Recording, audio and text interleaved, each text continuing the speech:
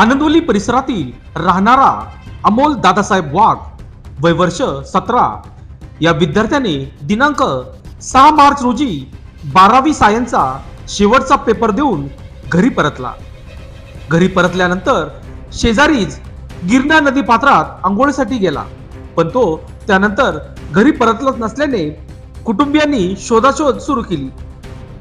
अग्निशामक दलाला पाचारण करण्यात आले, परंतु त्याचा काहीच थांगपत्ता लागत नसल्याने कुटुंबीय चिंतेत पडले. त्यानंतर प्रदीर्घ काळानंतर त्याचा मृतदेह गिरणा नदी पात्रात पानवेली खाली सापडल्याने कुटुंबियांनी टाहो फोडला. या नदीत पानवेली मोठ्या प्रमाणात होत्या. महापालिका प्रशासन वेळीच या पानवेली काढून नदी पात्र स्वच्छता करायला पाहिजे होते, परंतु पालिका प्रशासनाने